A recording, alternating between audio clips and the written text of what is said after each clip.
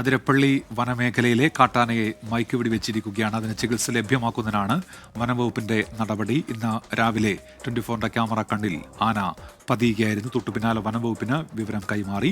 ദൗത്യസംഘം അവിടേക്ക് എത്തി. ആനയെ ഇപ്പോൾ മയക്കുവെടി വെച്ചിട്ടുണ്ട്. പക്ഷേ ആദ്യ മയക്കുവെടി 3 മയക്കുവെടി വെച്ചു. അതിലൊരു മയക്കുവെടി ആനയ്ക്ക് കൊണ്ടിട്ടുണ്ട്. ആന മയങ്ങാൻ അരമണിക്കൂറെങ്കിലും സമയമെടുക്കും.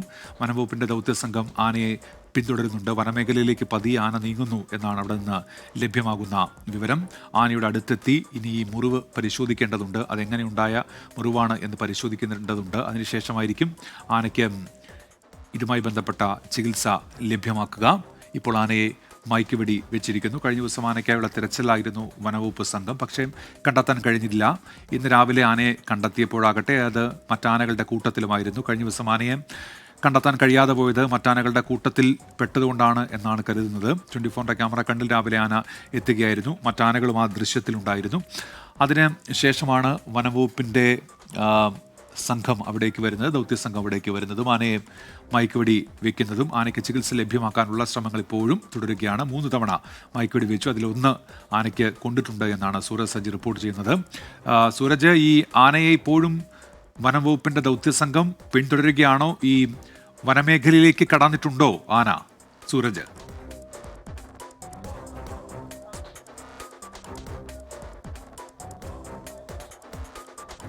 ഉന്മേഷ്, ഈ ആന വനമേഖലയിലേക്ക് കടന്നിട്ടില്ല. വനമേഖലയ്ക്ക് അരികിൽ എന്നുള്ളതാണ് നമുക്ക് ലഭിക്കുന്ന വിവരം. അതായത് മുനിത്തടത്തിന് സമീപം ഒരു ക്ഷേത്രമുണ്ട്. ഈ മുനിത്തടം ക്ഷേത്രം, ആ ക്ഷേത്രത്തിന് പുറകിലാണ് നിലവിൽ ഈ ആന നിലയുറപ്പിച്ചിരിക്കുന്നത്. അതോടൊപ്പം തന്നെ ഒരു വിവരം കൂടി ഇപ്പോൾ പുറത്തു വരുന്നു. ട്രീറ്റ്മെന്റ് ആരംഭിച്ചിരിക്കുന്നു എന്നുള്ളതാണ്. ഡോക്ടർ സംഘം ആനയുടെ കൂടെയുണ്ട്. ട്രീറ്റ്മെന്റ് ആരംഭിച്ചു എന്നുള്ളതാണ് ഇപ്പോൾ നമുക്ക് ലഭിക്കുന്ന വിവരം. അതായത് അമ്പലത്തിന്റെ പുറകിലാണ് ഈ ആനയുള്ളത്. മുനിത്തടം ക്ഷേത്രമാണ്. ക്ഷേത്രത്തിനോട് ചേർന്ന ഒരു ഇല്ലിക്കാടിനോട് ചേർന്ന മേഖലയിൽ ആനയുണ്ട്. അവിടെ വെച്ച് തന്നെ ഈ ആന മയങ്ങിയ നിലയിലാണ് എന്നുള്ളതാണ് പറയുന്നത്. ഇപ്പോൾ ഈ മയക്കുവെടി വെച്ച് ഏകദേശം ഒരു 15 മിനിറ്റിനോട് അടുക്കുന്നു. അതിനുള്ളിൽ തന്നെ ആന മയങ്ങി തുടങ്ങിയിരിക്കുന്നു. ഡോക്ടർമാരുടെ സംഘം ആനക്കരികിലേക്ക് എത്തി. ആനയ്ക്ക് വേണ്ട ചികിത്സയ്ക്കുള്ള തയ്യാറെടുപ്പുകൾ, അതായത് ചികിത്സ തുടങ്ങിക്കഴിഞ്ഞു എന്നുള്ളതാണ് നമുക്ക് ഒടുവിൽ ലഭിക്കുന്ന വിവരം. 3 ഡോസ് മയക്കുവെടിയായിരുന്നു വച്ചത്. പക്ഷേ അതിൽ 1 ഡോസ് കൊള്ളുകയും ചെയ്തിട്ടുണ്ട്. എന്തായാലും നിലവിൽ ഈ വനംവകുപ്പിന്റെ ഉന്നത ഉദ്യോഗസ്ഥർ ക്യാമ്പ് ചെയ്യുന്നു. ഡോക്ടർ അരുൺ സക്രിയ ക്യാമ്പ് ചെയ്യുന്നു. ആനക്കരികിലേക്ക് എത്തുന്നു. Metal detector